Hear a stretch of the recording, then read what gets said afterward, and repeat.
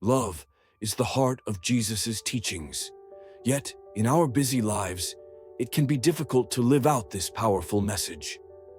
Today, we're diving into 10 teachings of Jesus that call us to love and show compassion, not just in extraordinary moments, but in everyday interactions. Let's explore how these lessons can transform the way we love, forgive, and treat others. In this video, we'll focus on the central teachings of Jesus about love and compassion. These aren't just abstract ideas, they're practical, actionable ways to bring more love into your relationships, your community, and your world. Matthew 22:39. Jesus said, "Love your neighbor as yourself." But what does this really mean? To truly love your neighbor as yourself, we must first understand the depth of this commandment. It's not just about being kind to those close to us, but about extending that same love and kindness to everyone we meet. This teaching challenges us to step outside of our comfort zones, to see each person as valuable, deserving of respect, care, and love, just as we see ourselves. Think about what it means to love yourself, how you care for your needs, your well-being, and your happiness. Jesus asks us to extend that same care and concern to others, whether they are our friends, family, or complete strangers. This teaching calls us to see others through God's eyes, recognizing their worth, and treating them with the same compassion we desire for ourselves. Let's revisit our example of noticing someone in need. Imagine you're at the grocery store and you see an elderly person struggling to reach an item on a high shelf. You could easily continue with your day, but instead, you stop to help. That small act of kindness may seem insignificant, but to that person, it could make all the difference. Maybe it's the first kindness they've received that day. Or perhaps it sparks a conversation that brings them comfort. These moments of loving our neighbor remind us that God's love is shown in the simplest acts of kindness. Reflecting on this teaching, I remember a time when I was caught up in my own worries, focused on my problems. But then, an opportunity arose to help someone else, and that simple act of kindness shifted my focus. It reminded me that love isn't just about grand gestures. It's about the little things we do every day to make someone else's life a bit brighter. How often do we miss these opportunities because we're too focused on ourselves? Who is your neighbor today? How can you show them love, even in small ways? Take a moment to reflect on this and share your thoughts in the comments. Luke 6:27. When Jesus says, "Love your enemies, do good to those who hate you," he's asking us to go against our natural instincts. It's easy to love those who treat us well, but loving our enemies, that's a challenge that requires us to look beyond the hurt and see the person as God sees them. This teaching isn't about excusing bad behavior. It's about freeing ourselves from the cycle of anger, bitterness, and resentment. Think about what happens when we hold on to anger towards someone who has wronged us. It eats away at us, keeping us trapped in a prison of our own making. But when we choose to love instead of hate, we break free. We're no longer controlled by the actions of others. Loving our enemies isn't about condoning their behavior. It's about choosing to rise above it and walk in the freedom that love brings. Let's go back to John's story. He was deeply hurt by a colleague who spread false rumors about him at work. For months, he held on to that anger, replaying the events over and over in his mind. But then, one day, John decided to let it go. He prayed for his colleague, asking God to soften their heart and bring peace to the situation. Over time, John's prayers were answered, and the relationship began to heal. It wasn't easy, but by choosing to love instead of hate, John found peace. I remember a time when I struggled with forgiving someone who had wronged me. The anger and hurt felt justified, and holding on to it seemed like a way to protect myself. But over time, I realized that the only person suffering was me. When I finally let go and chose to love, I found a freedom that I didn't expect. It's a journey, and it's not always easy, but it's one that Jesus calls us to walk. Romans 12:20. If your enemy is hungry, feed him. If he is thirsty, give him something to drink. In doing this, you will heap burning coals on his head. Is there someone in your life who has wronged you? How can you begin the journey towards forgiveness today, just as Jesus calls us to do? Matthew 7:12. Jesus teaches, "So in everything, do to others what you would have them do to you." The Golden Rule is one of the simplest, yet most profound teachings of Jesus. It's a call to empathy, to put ourselves in the shoes of others, and to treat them with the same love, respect, and kindness that we desire for ourselves. But living this out in everyday life can be more challenging than it seems. When Jesus speaks of doing to others as you would have them do to you, he's asking us to step out of our own perspective and consider the needs and feelings of others. This requires us to practice empathy and compassion in every interaction, whether it's with family, friends, colleagues, or even strangers. The Golden Rule isn't just a guideline for good behavior. It's a way to live out the love that Jesus calls us to embody. Jane found herself in a tense argument with a friend. The conversation escalated quickly, and emotions were running high. But in the midst of it, Jane paused and asked herself, "How would I want to be treated if I were in their shoes?" That moment of reflection changed her response from one of conflict to one of understanding. She chose to listen rather than argue, to respond with kindness instead of frustration. That simple decision transformed the conversation and brought healing to their friendship. I remember a time when I was frustrated with a coworker. I felt misunderstood and unfairly treated, and my initial reaction was to confront them harshly. But before I spoke, I thought about how I would want to be treated in their position. That small pause changed everything. Instead of adding to the conflict, I was able to approach the situation with grace. The Golden Rule reminds us that love and kindness can turn even the most difficult interactions into opportunities for peace. Luke 6:31. Do to others as you would have them do to you. How can you apply the Golden Rule today? Think about a situation where you can show empathy and let it guide your actions. Share your thoughts in the comments. Luke 10:30-37. In the parable of the Good Samaritan, Jesus teaches us that love knows no boundaries. The Samaritan's kindness to a stranger, despite cultural differences and societal norms, challenges us to see everyone as our neighbor. This parable reminds us that love and compassion should extend to all people, not just those who are like us. Jesus' parable is radical because it crosses cultural and social lines. The Samaritan and the injured man were from different communities, yet the Samaritan didn't hesitate to help. This teaching asks us to look beyond our differences and see the common humanity in everyone we meet. It's a call to love that transcends race, class, and religion. Consider the story of a woman who, during a snowstorm, stopped to help a homeless man find shelter. She didn't know his story, but that didn't matter. Her compassion made all the difference that night. Like the Good Samaritan, she saw beyond the surface and responded with love. This act of kindness not only helped the man physically, but also showed him that he was seen, valued, and loved.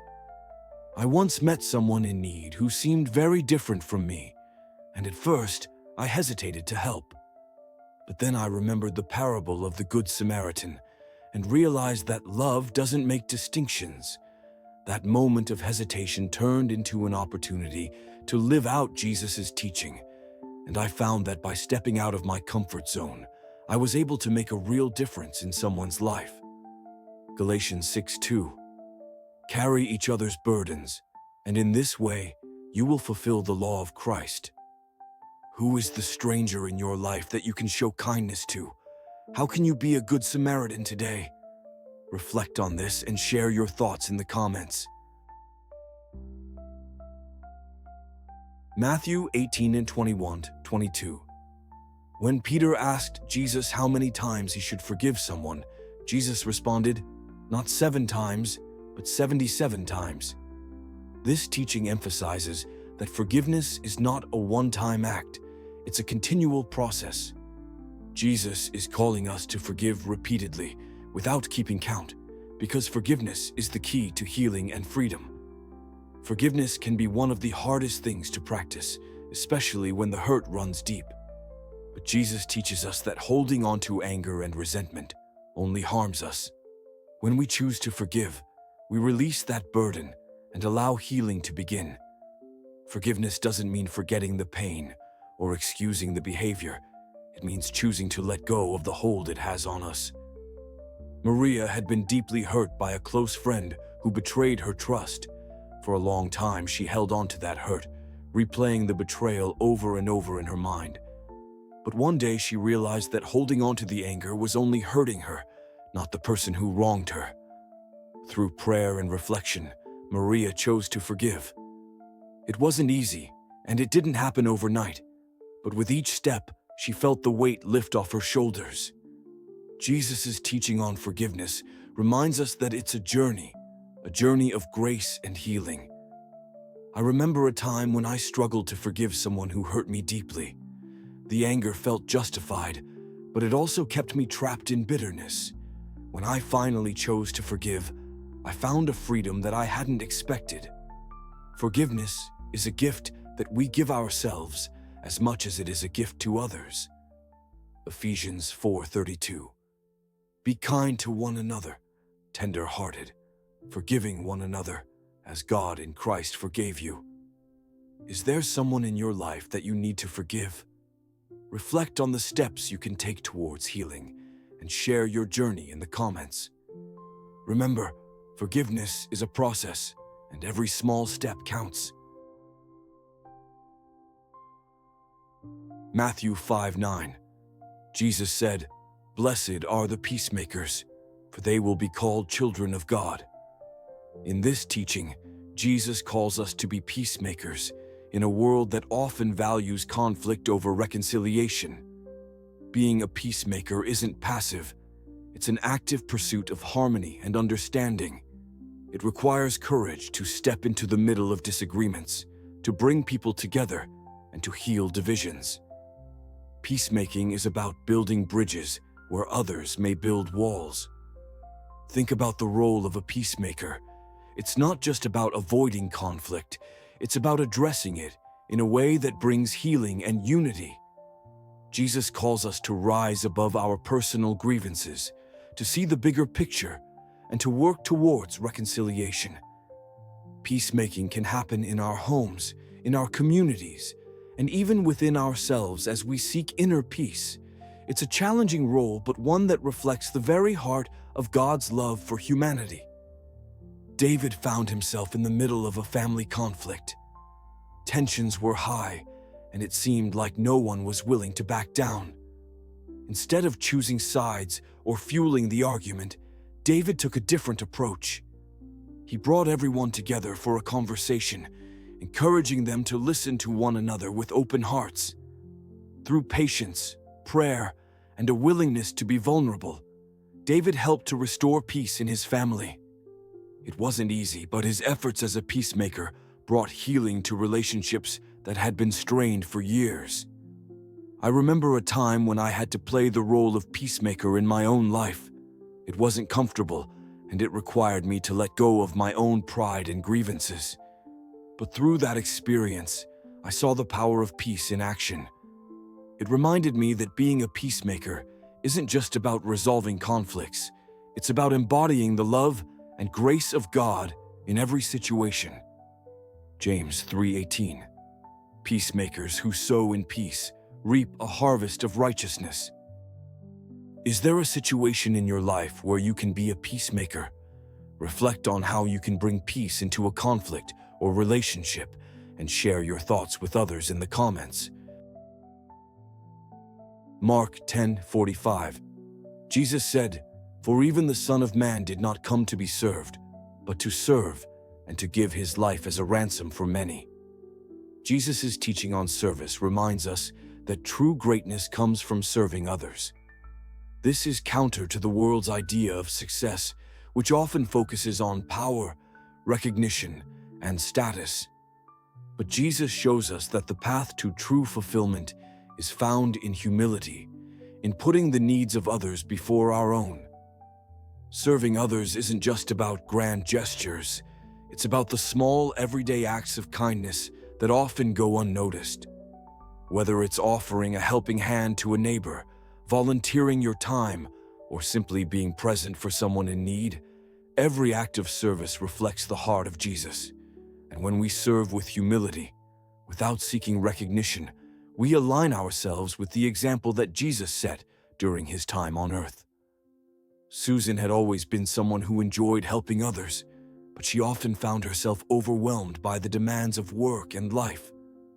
One day, she decided to volunteer at a local shelter, serving meals to those in need. At first, it felt like just another obligation on her already full schedule. But as she continued to serve, she began to notice the joy in the faces of those she helped. Each smile, each thank you, reminded her that service isn't about receiving something in return. It's about giving from the heart, just as Jesus did.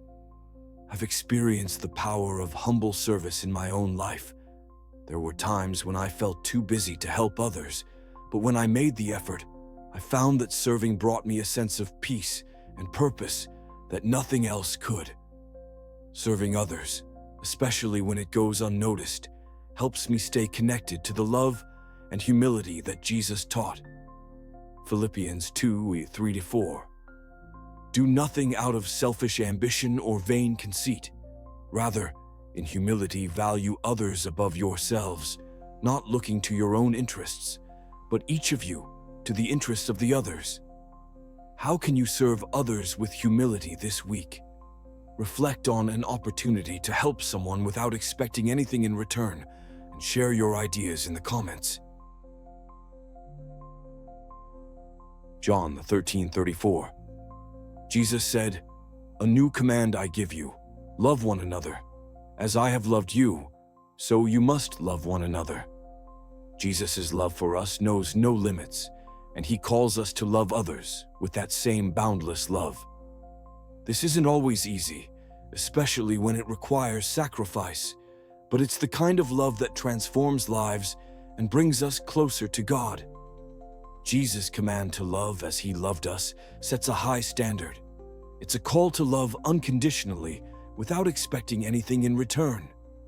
This kind of love challenges us to go beyond what's comfortable, to love those who are difficult to love, to forgive those who have wronged us, and to care for those who can't repay us.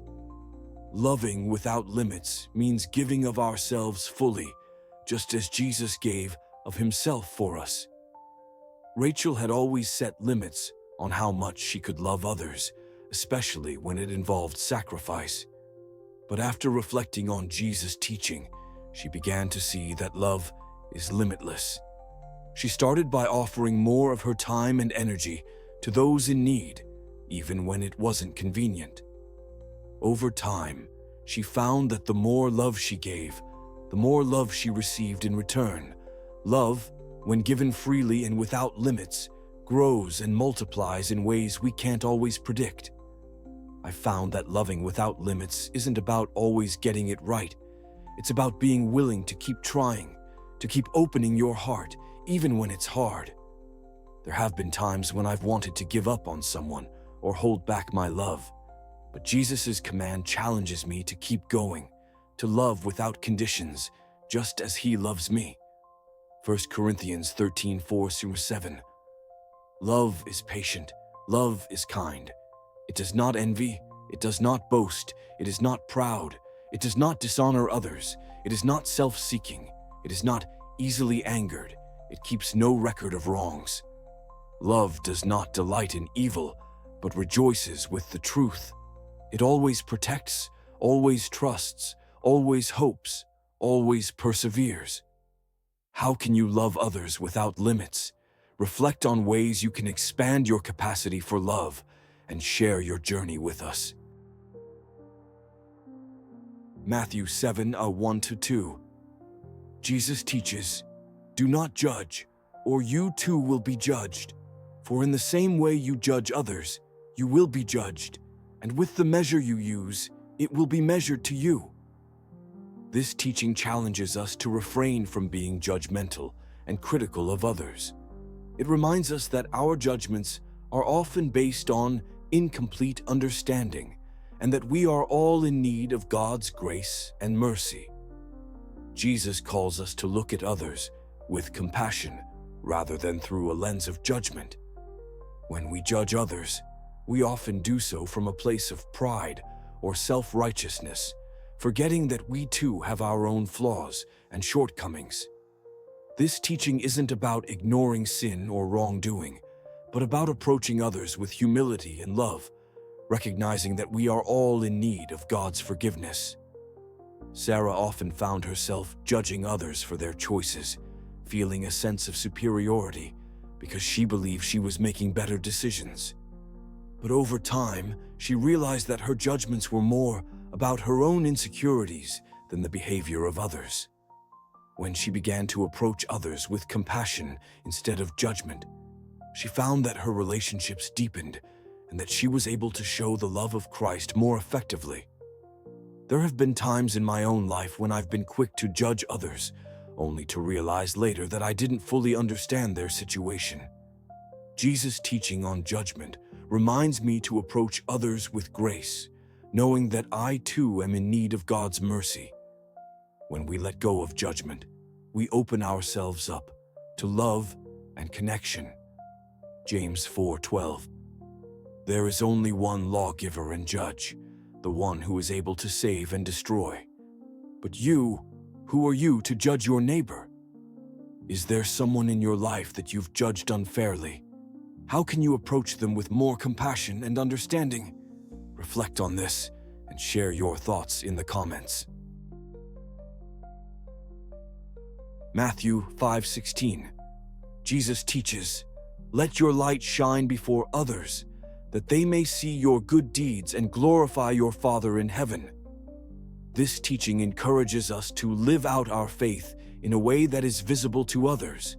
It's not about seeking attention or praise, but about reflecting God's love and goodness through our actions so that others may be drawn to Him. Jesus calls us to be lights in a world that can often feel dark and discouraging. When we let our light shine, we bring hope, joy, and love to those around us. This teaching reminds us that our faith isn't meant to be hidden. It's meant to be lived out boldly, so that others can see the difference that God's love makes in our lives. Whether through acts of kindness, words of encouragement, or simply living with integrity, we are called to shine our light for the world to see. Tom had always been quiet about his faith, afraid of what others might think. But after hearing this teaching, he decided to be more open about his relationship with God. He started small, offering to pray for a friend who was struggling, sharing words of encouragement with a coworker. Over time, his light began to shine brighter, and people started noticing the peace and joy that radiated from him. By letting his light shine, Tom was able to point others towards the love of Christ. I found that letting my light shine doesn't always mean doing something big or dramatic. Often, it's in the small, everyday actions that we make the biggest impact. When we live out our faith authentically, people take notice. They see the love of God in us, and that light can be a powerful witness to those who are searching for hope and meaning. Philippians 2:15. So that you may become blameless and pure, children of God without fault in a warped and crooked generation. Then you will shine among them like stars in the sky. How can you let your light shine this week? Reflect on ways you can be a beacon of hope and love to those around you, and share your ideas in the comments.